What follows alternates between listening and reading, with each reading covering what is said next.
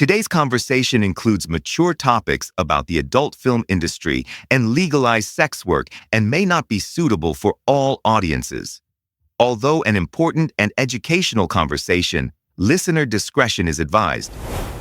This is another episode of Sticky Note Conversations with Erika Washington. Way below acceptable. Way below acceptable. On this week's episode, a lot of people think that they're untouchable because a camera is on in the corner and there's a producer or a director on set. At the end of the day, we are all at risk because of the work we do. We all have a shared fight and a shared struggle. Way below acceptable. hey everybody, welcome to another episode of Sticky Note Conversations. My name is Erika and I am your host, and I am super excited today to welcome a dear friend, someone I've known for a very long time and have actually had an opportunity to do some activism work with, a little rabble rousing here and there at the Capitol. But also she has moved into a new career, and I was dying to talk to her about her new adventures.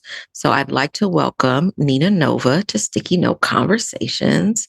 She has been in the adult film industry for just over 2 years. She's originally from New York, but she's been in Vegas for a good long time.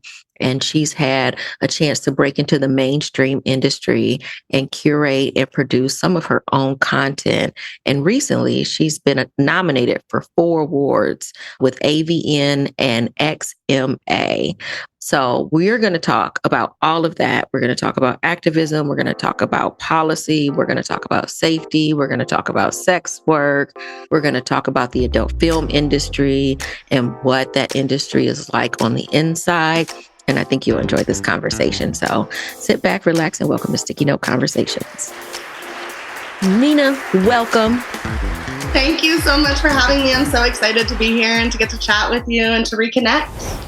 I know it's been a while. It's been a good while. I know that you've come and gone, and you were in college, and you've held a couple different positions. I feel like the last time I may have seen you, you were actually doing some reproductive justice work, and more specifically around abortion access and abortion care. So is that something that you still advocate for? Absolutely. So for me, there came a point after Roe v. Wade fell where I realized I'd been in the movement for about a decade.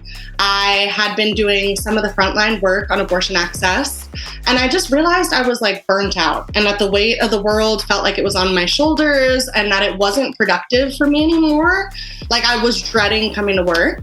So for me, I just realized I needed to do a change of pace. I needed to take a step back. I needed something new and fresh. And I wanted something that I could clock out from a little bit more easily, something that wouldn't linger on my mind for the rest of the evening. So that's kind of how I found myself in adult film, was fresh off of Roe v. Wade being brought down. I decided to take a step back a couple months later, probably about half a year later. I left the field in capable young people's hands that I had trained up over the years. I trained over 2,000 people in my last year in the repro movement, my last official year. I trained over 2,000 young people, elderly folks, folks of all ages. And then I just decided to take a beat. And now I'm easing back into advocacy work for sure.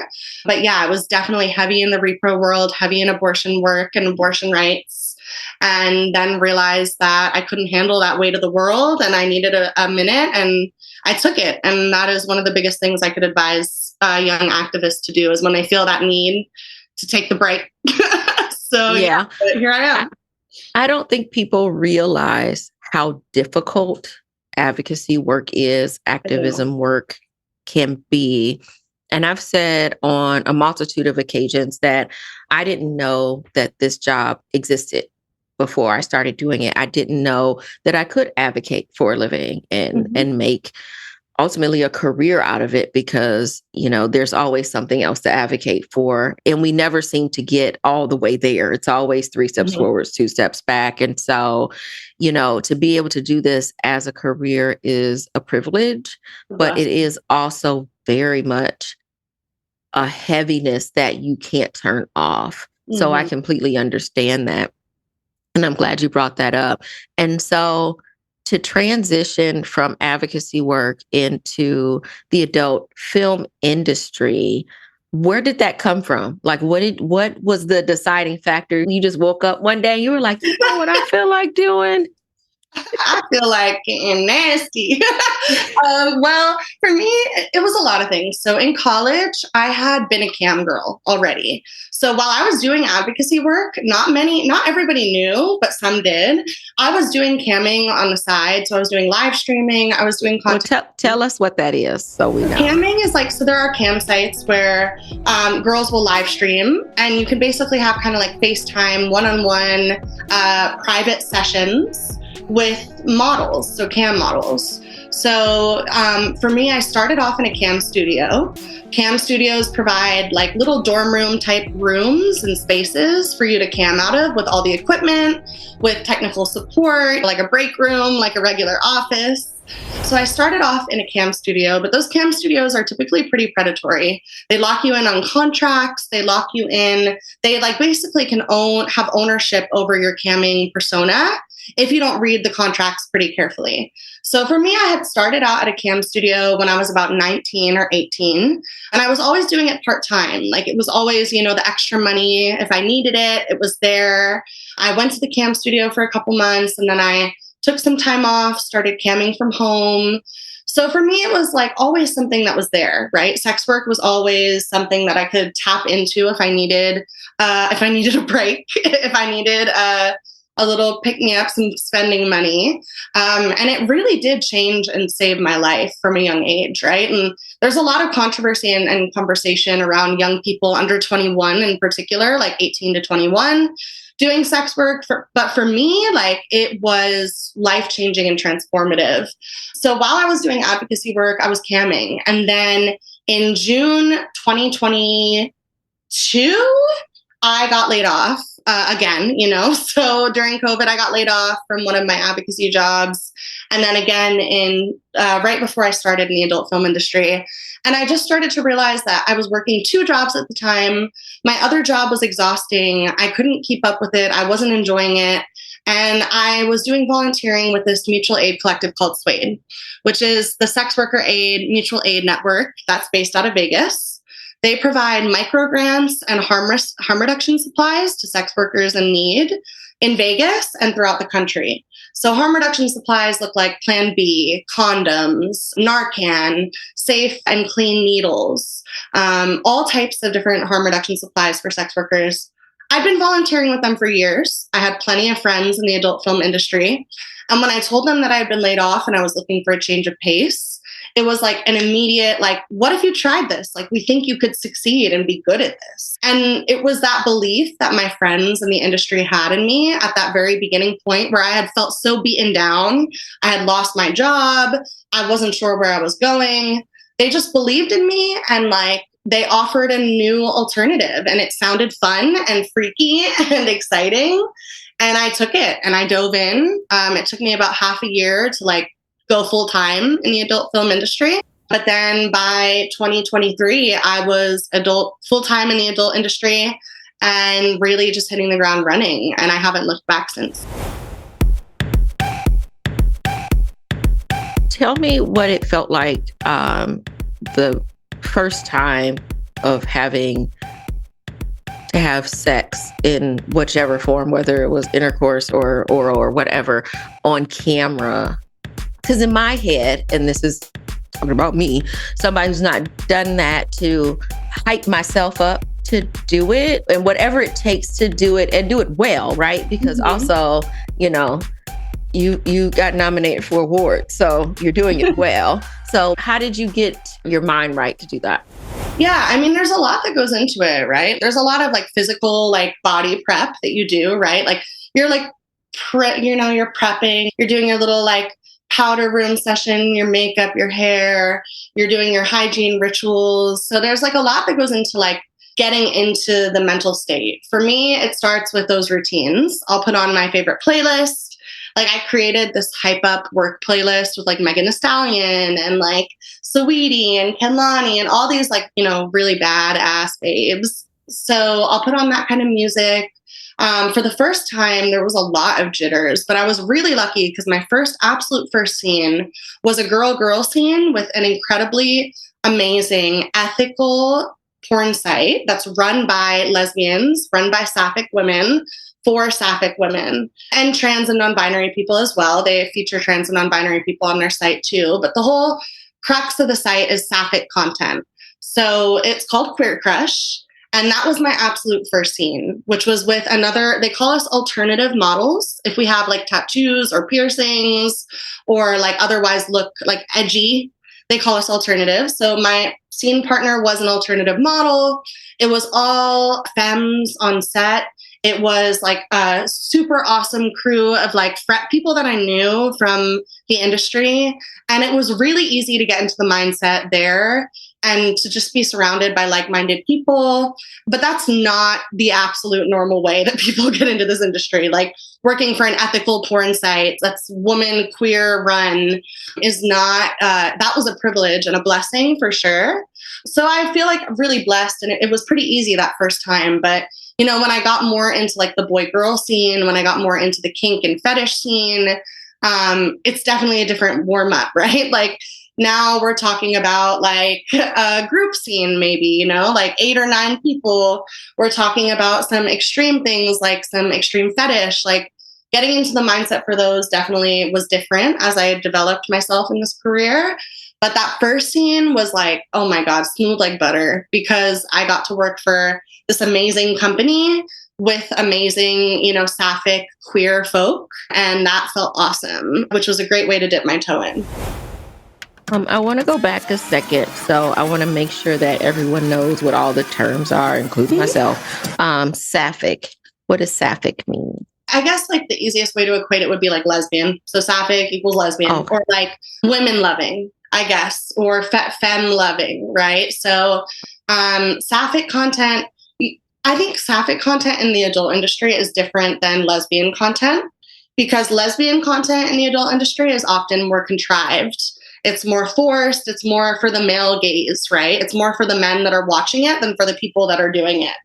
But sapphic content, like with Queer Crush, is more like how 2 women or 2 femme people would really just enjoy each other and enjoy each other's bodies more organically and naturally. So you'll see like a lot of lesbian content in the adult industry that is just like tongue outside of mouth kissing, like scissoring, like exaggerated moans, all this ridiculous stuff that we know is realistically probably not how most lesbians are having sex. But this Queer Crush studio produces, more sapphic type content, which is more like pure, like woman loving, like femme loving, like how we would really do it if we were just in a room one-on-one, ready to go, which was really exciting. Thank you for explaining that. I think that's also a really important piece of information. Another thing you said, you talked about ethical porn. Mm-hmm. So what does ethical porn look like versus non-ethical? Yeah. So, I mean, there's a lot of things that can go into creating ethical porn. I mean, ethical porn, we can start from jump with everyone is compensated fairly and in a way that meets their needs, because living wages is just as much of an issue in the adult film industry as it is in any other industry. But also we think about ethical porn in terms of like the way it's produced, right? Like, do we have talent liaisons? Do we have consent checklists? So talent liaisons, aka people designated to work with talent to make sure that their needs are met on set, to make sure that no boundaries are crossed. Consent checklists, lots of studios employ these now, where you basically go through on camera for many sets and detail out all of your yes, nos, and maybes and what those considerations look like. And then if you want to even get further, like ethical porn, the most ethical way to consume porn is to pay for it. A lot of people nowadays just go to Pornhub or X videos or some of these tube sites, and those tube sites often rip their porn from these studios. A lot of it's stolen content. A lot of the ways that people consume their porn nowadays is through stolen content. So really the idea is working with studios that have membership models, subscription models that pay their performers equitably, that support their performers on set and make sure that their needs are met and their boundaries are respected, that promote you just as much as you promote them. The relationship is symbiotic. And really, that people will pay for the porn that they watch. That is a huge crux of ethical porn consumption is, are you watching stolen or pirated content on Porn Hoarder? Or are you going straight to the source and supporting producers that pay their performers equitably? And where you're watching two consenting adults, you're watching a mutual exchange of sexual energy, that boundaries weren't crossed, that all of their needs were met. So really, there's a couple different prongs that go into it, but I think the biggest part is it's paid for. Ethical consumption, no ethical consumption under capitalism, but if you're going to consume porn, let's support the people making it, right? Yeah, that completely makes sense. I want to ask a little bit about if there's a difference between sex work and adult film work versus prostitution. Sometimes people lump everything sort of all together and they see it as one thing. And so I want to get your thoughts on that. Yeah, so I think there are two kind of conversations that can be had here, right? The lumping of people together based off of stigma and the lumping of people together based off of criminalization. So there are different communities in the sex work umbrella, right? We have full service sex workers, so escorts, who people might typically, call prostitutes or hookers or a hose, or 304s, that type of folks. Yeah. And then we have, porn stars, we have cam models, we have content creators, we have phone sex operators. There are all these different categories. And when it comes to societal stigma, it's easy to lump all of those folks together and to be oh, well, they're doing X work, they're prostitutes. So there's kind of that lumping together that happens. But I think the lumping together that is most important to talk about is based off criminalization, right? So right now we are in the world of Project 2025, right? We are living in a Trump administration. He has made clear in his fascist regime, his plans to criminalize porn, to criminalize sex work even further, to literally put us up for persecution on levels that we haven't seen before because of the work we do. And when it comes down to criminalization, if someone's knocking on your door because they think you're a prostitute, it's not going to matter if there was a camera running in the corner or if there wasn't. What's going to matter is that you're engaging in sex for an exchange of finances. And that is going to be what it boils down to. So for me, it's easy to lump it all together. And I think there's some benefit in having that larger sex work umbrella, right? I'm no better than a full service sex worker. I'm no better than a porn star. I'm no better than a cam model. We all are doing sex work, right? We are all engaging in this exchange of energy and profiting off of sexuality, right? And we're all criminalized for it in different various ways, right? I'm not going to say I'm as criminalized as a street-based full-service worker, someone who's walking the blade, but I'm also not going to say that when the public come knocking on the door, that I'm not at risk also. So I think there's some benefits in lumping us all together and also some cons, some pros and cons. But I understand why people do it. I think that the sex work umbrella at large is helpful in that way. And I think the biggest way to make it connect for people, I really wish more porn stars would recognize this, is that at the end of the day, we are all at risk because of the work we do. And the whorearchy, which is the whore hierarchy, it's a term that we use. Porn stars and mainstream workers are positioned at the top of that. 304s, street-based sex workers are positioned at the bottom. A lot of people think that they're untouchable because a camera is on in the corner and there's a producer or a director on set. But when we see what's happening in the world right now, like actually us being all lumped together makes more and more sense, because it's not going to matter, that camera, when we're starting to see more and more persecution. I think it was in Oklahoma, they just introduced a bill to make distribution, possession, creation, or participation in pornographic material a criminal offense up to 10 years in prison. So carrying up to a 10-year prison sentence, this piece of legislation has been introduced. And now we have to really start thinking critically, like we are going to see more criminalization because of the way all of us are perceived and lumped together, and because we all have a shared fight and a shared struggle. So one of the things I think about with pornography specifically is that it's protected as free speech. And with it being protected as free speech, does that still concern you that this administration or any other local ordinances or what have you could come into play and shut down the work that you're doing?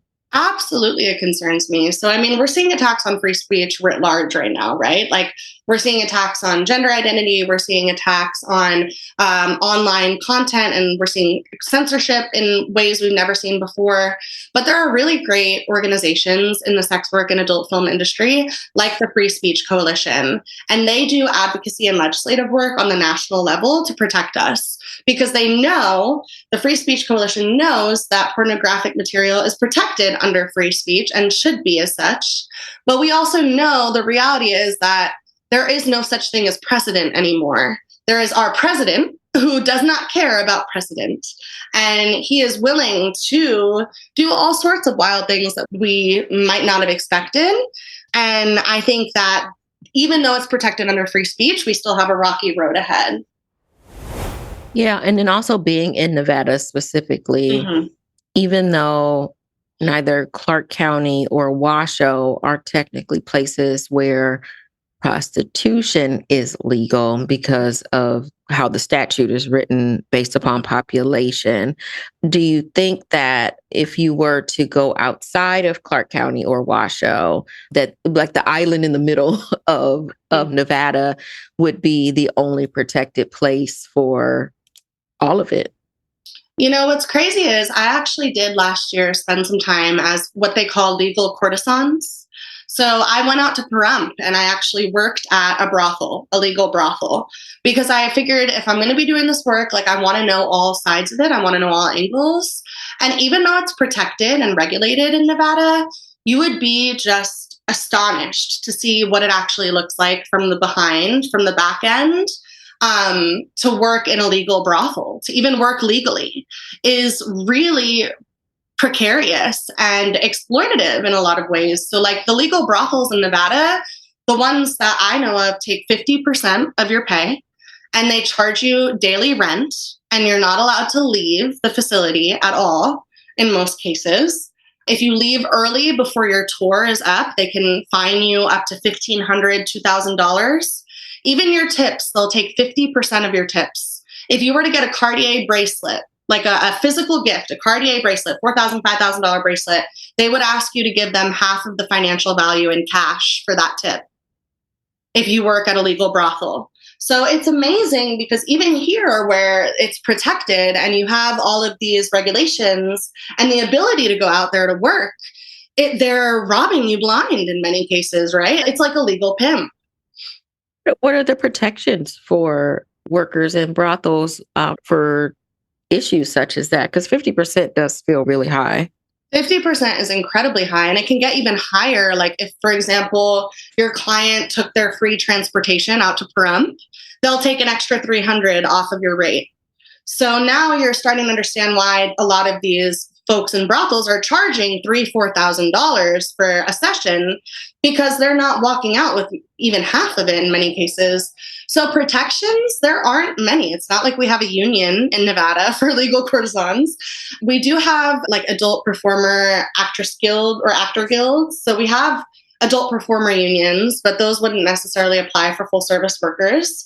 And even when it comes to other protections in the brothels, like I personally have my fair share of critiques. I think it's very well secure in terms of health, sexual health, right? There are plenty of protections in place, but not all of these brothels even have something as simple as like a panic button in the room.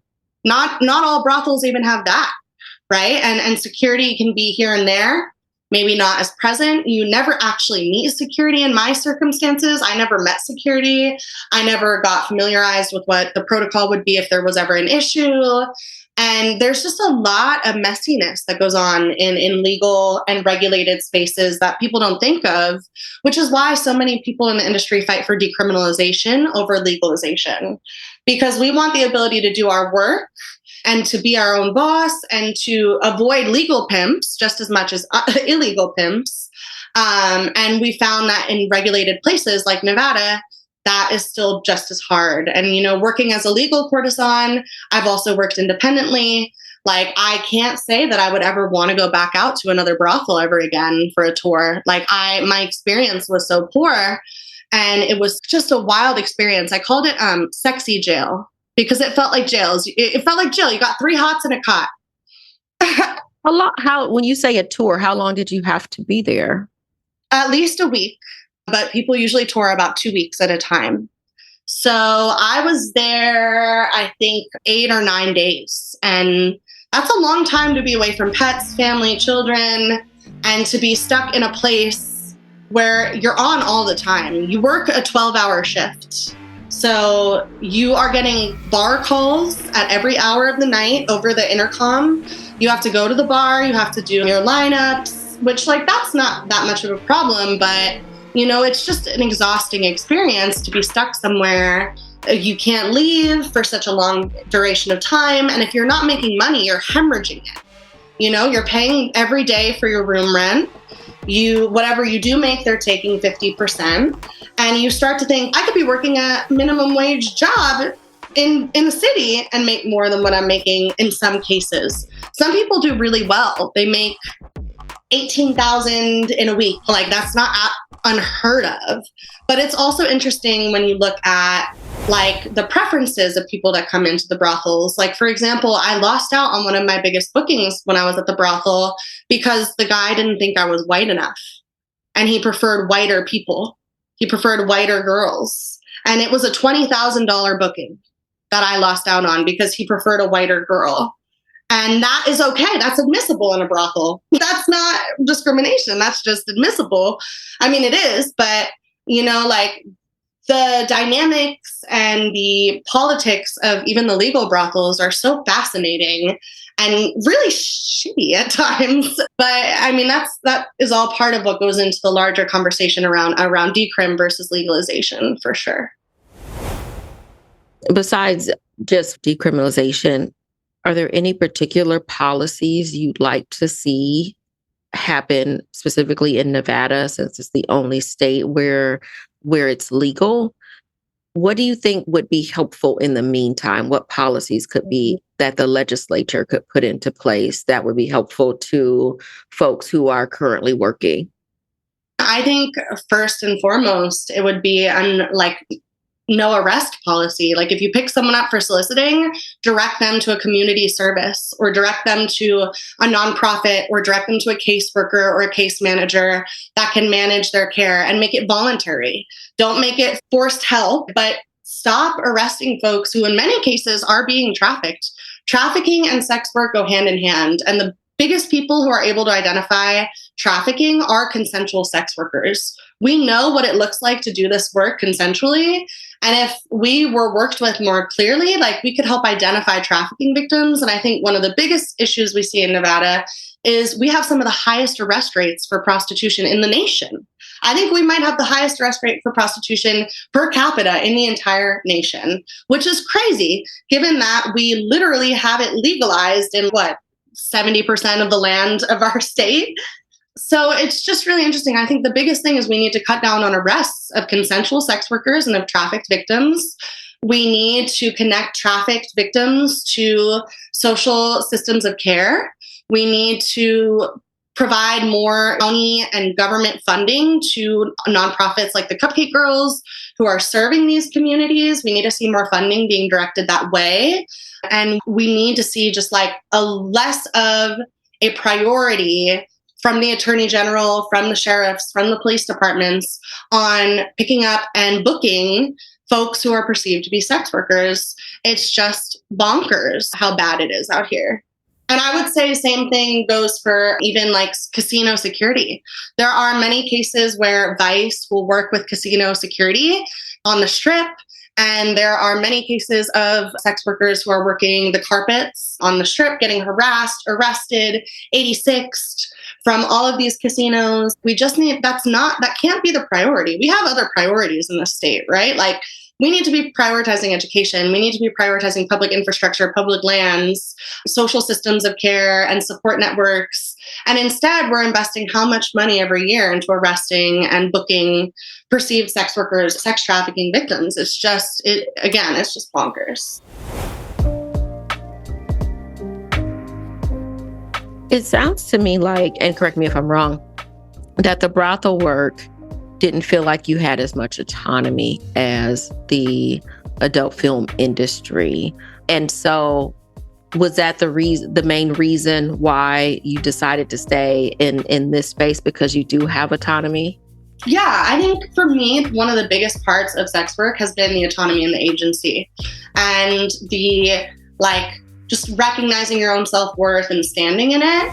So for me, it's always been imperative that the work I do in the adult industry restores my sense of autonomy and agency and doesn't deplete it. And I think in most cases, it does. It does provide autonomy and agency, and it can increase your self-esteem and self-worth. But at the brothel, it definitely didn't feel like I had as much agency or autonomy, and it felt more like I was just a product. And of course, I am commodifying my body. I will not lie about that. I'm commodifying the services I provide, but there was a different connotation for me. And I don't want to say that brothels are all bad or that they're horrible, because there are so many sex workers that have great experiences at the brothels, that love them, that sing their praises. And I don't ever want them to be taken away. I just want more opportunity for autonomy and agency to be added to the fields so that more sex workers can explore other fields and other parts of the industry.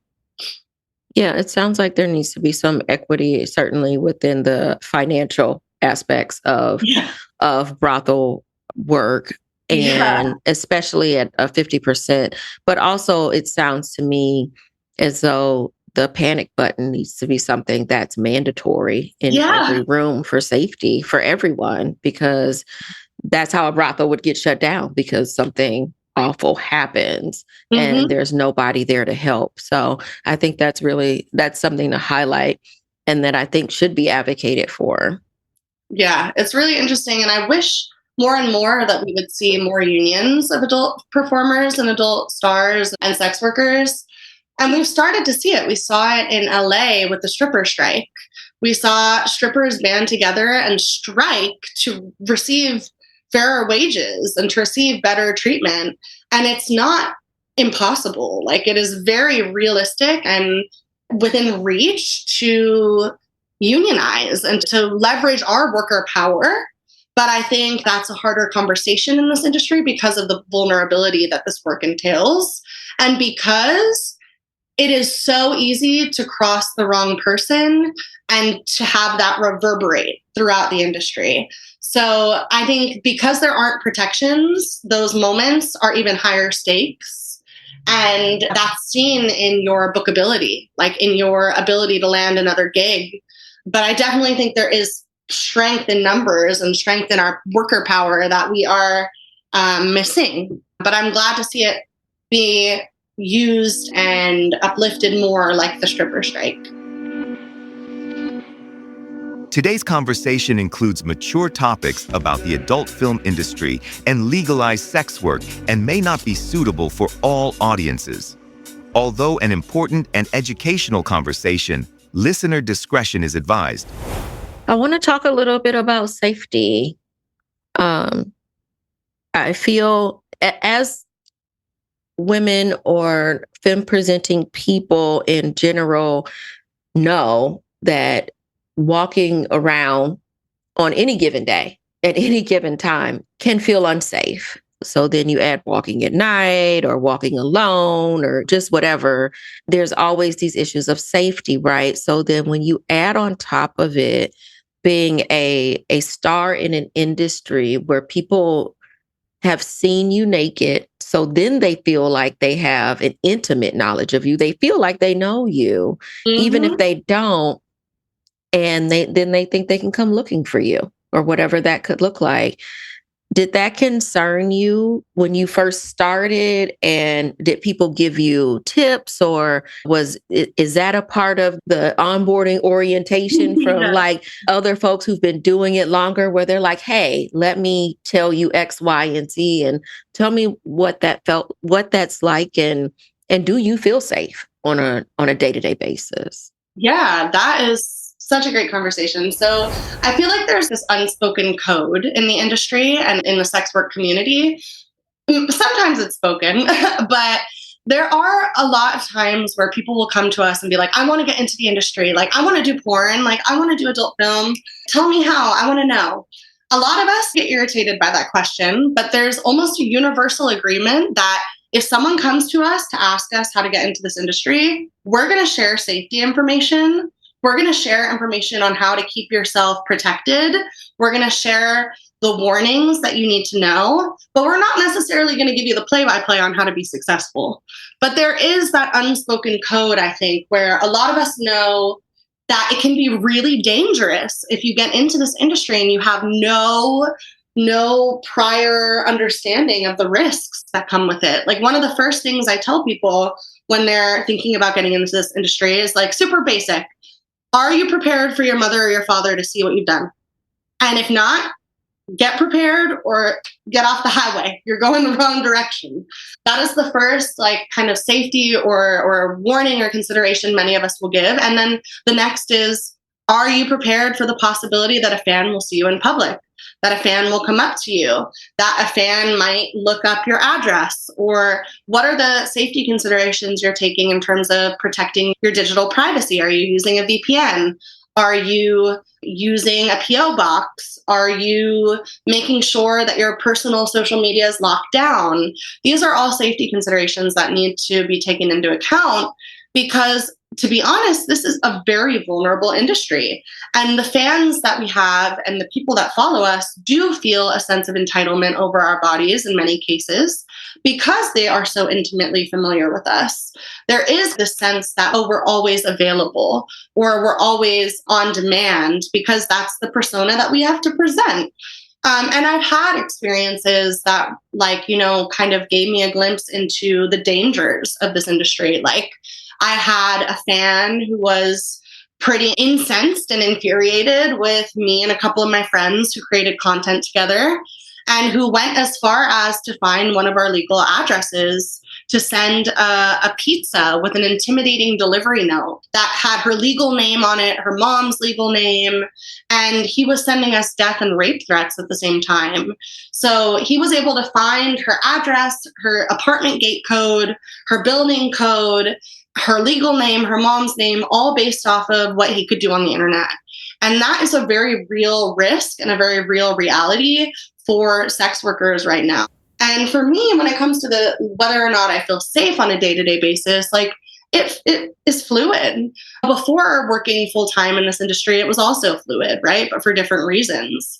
But now I just did the award circuit. I went to the AVN Expo and award show. And walking from the expo floor to your car in the parking garage, you can feel the jitters. You can feel the insecurity sometimes, right? And while most of my fans are sweet and lovely and delightful, and I treasure them with my whole heart, there are, extremists. And extremists are always worth taking note of because those are the folks that are the most dangerous. I'm hoping there's a list for y'all, like an insider list of these, whether they're social media handles or names or what have you, of like, these are the creepies. And if you see this pop up, go exit stage left. Yeah, there are. So there's definitely like whisper networks. And I think that's how we keep ourselves safe. There are multiple like community online networks, like group chats or discords or like signal chats or anonymous Twitter accounts that are basically there for us to try to keep each other safe. And again, I think that's one of the unspoken codes that we see. Like, people in this industry do have a pretty significant investment in keeping each other safe because we know the vulnerability of the work.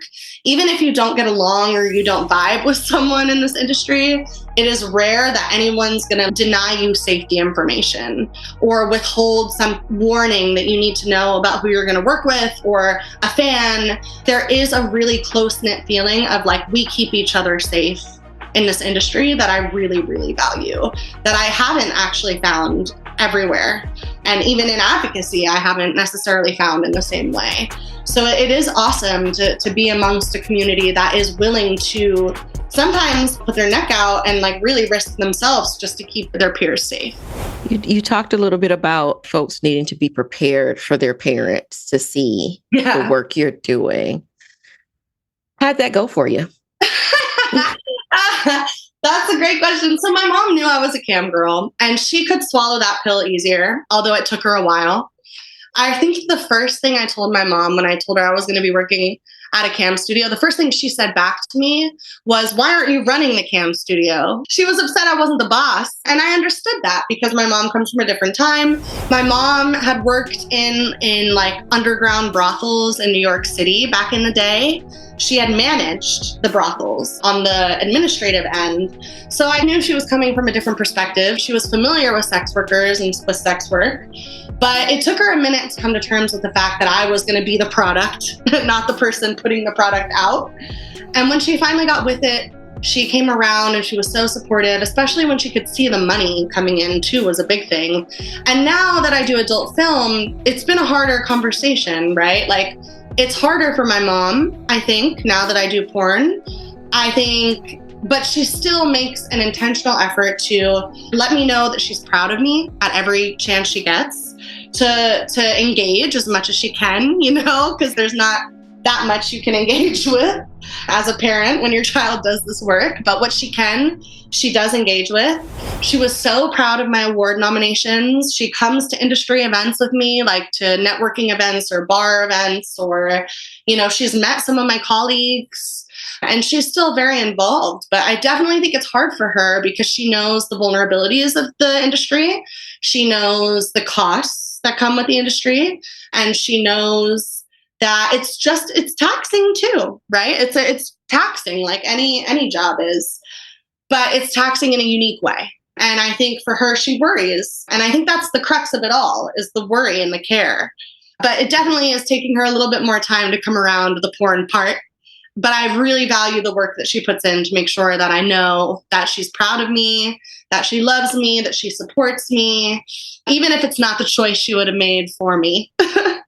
As a parent, that's always the hardest part, right? No matter what the insert, whatever it is, kid is doing, especially as they matriculate into adulthood, is giving them space to figure out their life and what that looks like, take chances, make mistakes, have success, all of that, and still being, you know, a part of that safety net in the long term, but also wanting to still give guidance, and sometimes maybe give a lot more guidance than you're even wanting at any particular moment. But it's a struggle. And so I could understand that completely. But I'm also glad to hear that it hasn't caused a rift and a hole in that relationship, because I do know that your mom has been a part of your life. I've seen her and you together, you know, it's been a long time, but over the years. And so I know that you all were close. So I'm glad that your choices, that she's supportive in the way that she can be supportive. Yeah, and I definitely don't take that for granted at all. And a lot of my closest friends in the industry have just as similarly close relationships to their parents. And it's really, really beautiful to see these like amazing, rad parents that put what they can to the side just to show up and to still support their child who is engaging in sex work. And I appreciate and I'm grateful for my mom for doing the work that she has had to do to be able to do that. Like I cannot imagine it's easy. Like I cannot imagine if I was in her position, how I would have handled it. And this is coming from someone who does the sex work. Like I can't even imagine how I would handle if my child engaged in this industry or how I would navigate it. So I give my mom a lot of props, and I've always been very close with her, and we continue to be very close. And I know so many people in this industry who are so close to their parents and their family. And I think that's like a misconception that like we don't have parents that love us or that we don't have family that loves us, or that nobody loves us. Really, there's this misconception that like we're unlovable and we're unsupportable. But in reality, that's not true. There are so many people that love and support us, and even our family, which is awesome. So speaking of that, also being able to hold relationships, like romantic partner relationships, you are in a relationship. Yes. And so how does that work? How do you separate work from home for folks who's like, if you're doing some of the same things, how are you separating, well, that's just work. And how does your partner like hold all that? I mean, it takes a lot of work too on your partner's end, right? And like I said, like I don't take for granted the work that my mom's put in, and I don't take the work that my boyfriend's put in for granted either.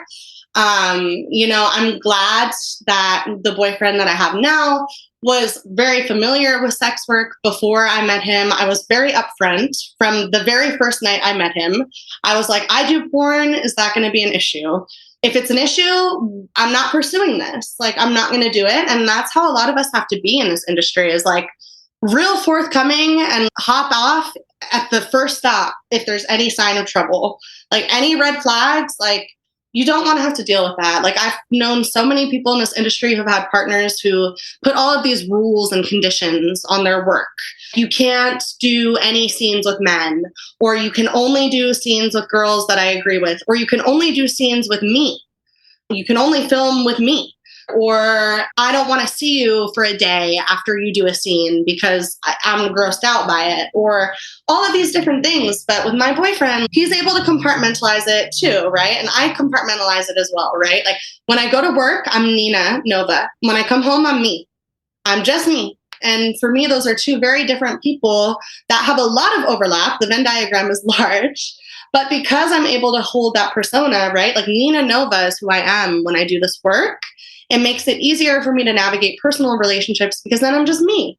I clock out, right? And that was one of the joys of this job that I enjoyed from the beginning, was that I can clock out. And with my boyfriend, he's so supportive. He knows that this is my dream, that it's a passion I have. He wants to see me succeed. He is always cheering me on. And he is just genuinely a sweetheart. I don't think I could have asked for anyone more supportive in this industry. Like, I really can't imagine somebody more supportive than him, which is a blessing, a blessing, a blessing, a blessing. He has been with me every step of the way of this career and is just always, always chanting my name from the sidelines, which is very rare. Like I have a friend in the industry, Raven Lane, who always tells me she wants a Sebastian, who's my boyfriend. Like she wants her a Sebastian. And I understand why, because it's rare that we're able to find a pure love that is so supportive like this because of all of those things, right? Those like insecurities, those nagging feelings, those stigmas and misconceptions. Like it can be really hard to find a partner and to date in this industry.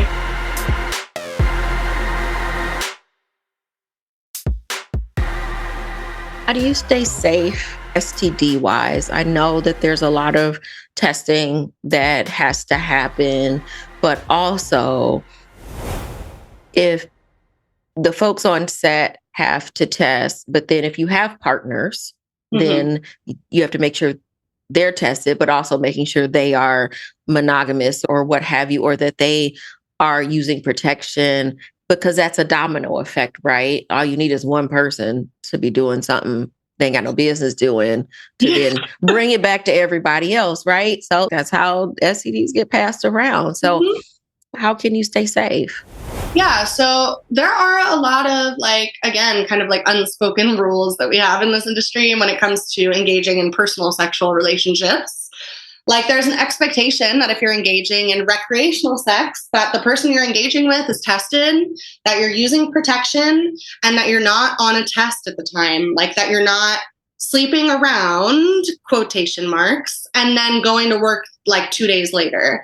So what that means is when you're shooting, you have to be on a 14-day test. So that means within 14 days, you have to have had a full STI panel, which for us is much more expensive than what you're getting at like the center or the Southern Nevada Health District. It's much more extensive than what you're getting there.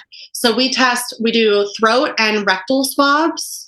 We do tests for MGen, which is a new emerging STD that is worth taking note of, that not a lot of civilians know about, but it's really, really tricky. It's actually quite antibiotic resistant. I've had people take antibiotics for up to 3 months just trying to kick this infection.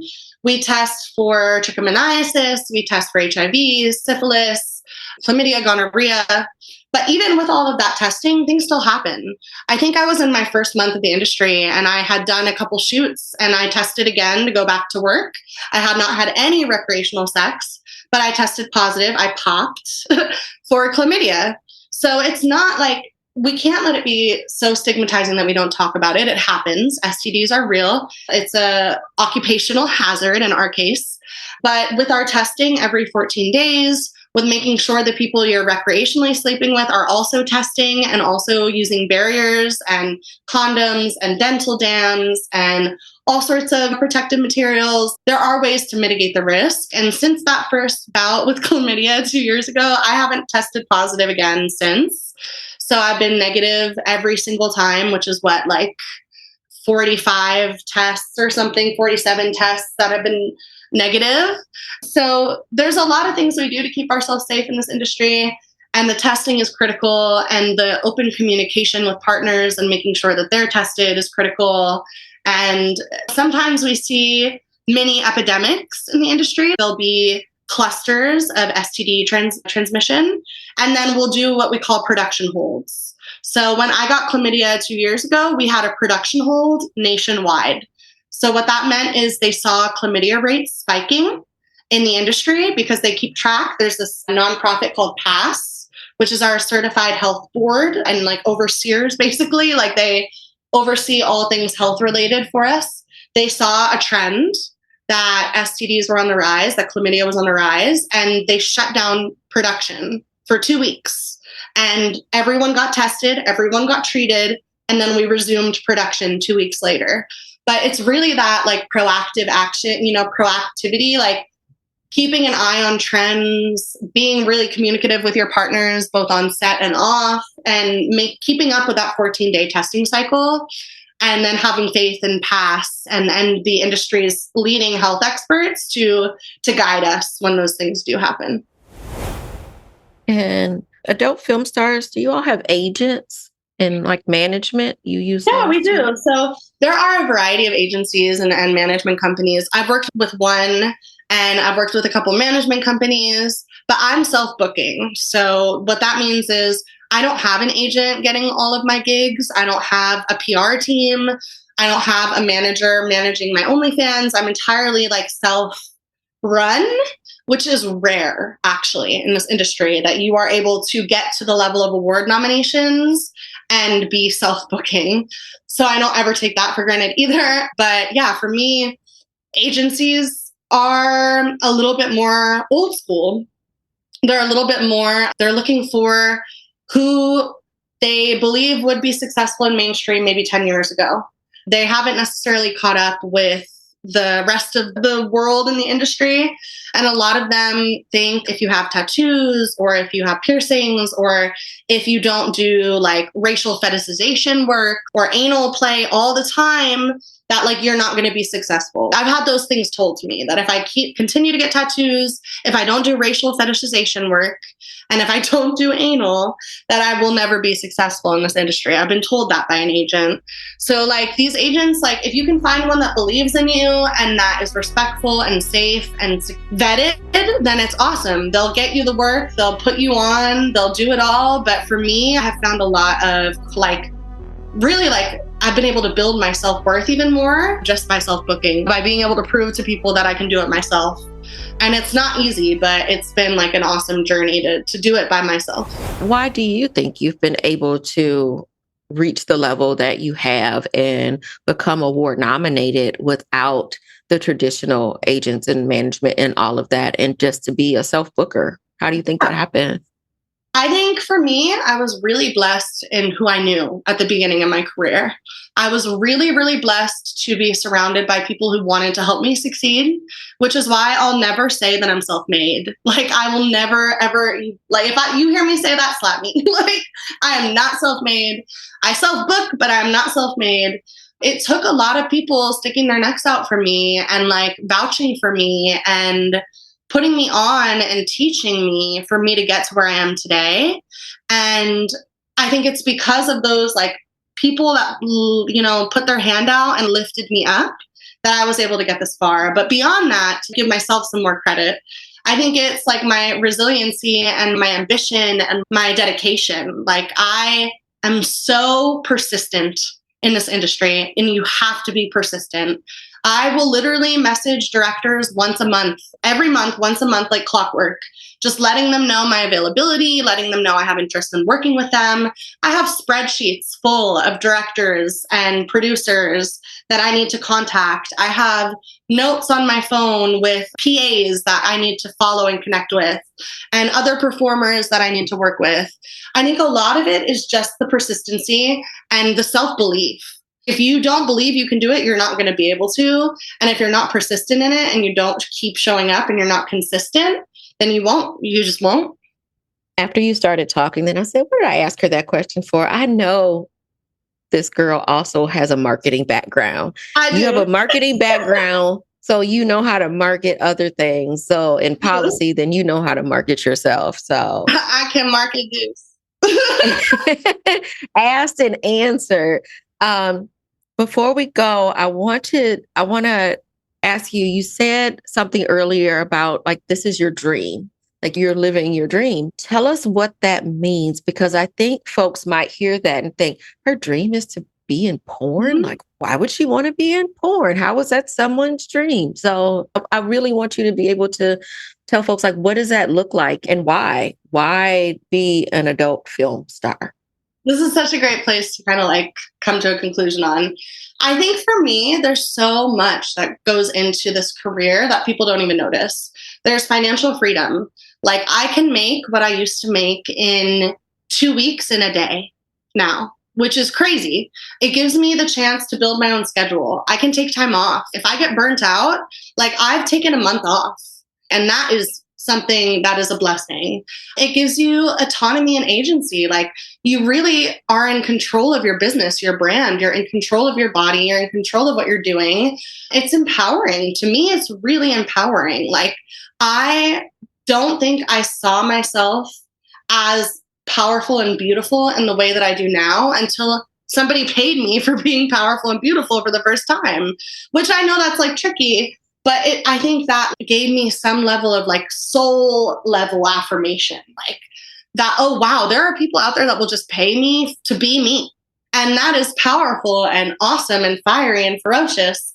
So I think for me, it's like the financial freedom, it's the independence, it's the being able to build your own schedule, it's the being able to create art.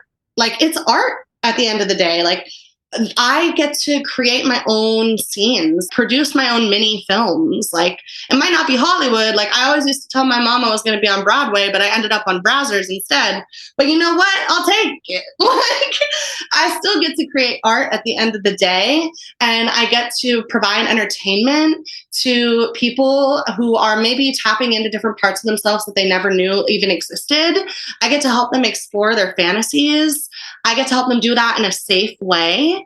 I get to provide like another way for them to explore their sexuality. And that's just like the cherry on top of, you know, again, the financial freedom, the autonomy, the being your own boss. Like, all of those things make this my dream job. It makes it my dream position. And for me, like, I have so many dreams. It's not like this is my only final thin dream. I want to go back to school. I want to become a midwife. I want to produce my own porn. I want to have my own studio. I would love to explore even being an agent myself one day. I want to be behind the camera and in front of the camera. I want to open a transitional living shelter for LGBTQ homeless youth. I want to do all of these things, and I have so many dreams, and this is just one way to make those other dreams come true. And I'm grateful every day that I get to do it. I am grateful that you took the time to talk to me about this and to spread awareness about so many issues and give a deeper look into what the film industry is, what it is to work in a brothel, because I think a lot of folks don't get that opportunity to ask anybody. I know I hadn't had this. Actually my first conversation with someone who's worked in a brothel, and I appreciate your honesty and your transparency about it. And I think if we have more of that and it's less in the shadows and just automatically feeling seedy or wrong or what have you, there's more understanding. You know, everyone doesn't have to agree with everything and everyone doesn't have to like everything, but there's room for understanding and there's room to just see the other side. Absolutely. And I want to thank you for giving me the opportunity to illuminate some of this, right? And to put a face to the industry, right? I'm just a human. I'm just a person, and I'm just glad to be here speaking to you today. So thank you. Thank you, Miss Nina Nova. I wish you all the best and all the safety in the world. And hopefully you'll come back. We'll have more to talk about. Absolutely. Yes. Maybe after I get my first award. Yeah. All right, y'all. This has been another episode of Sticky Note Conversations. Thanks so much for listening, and we'll see you next week.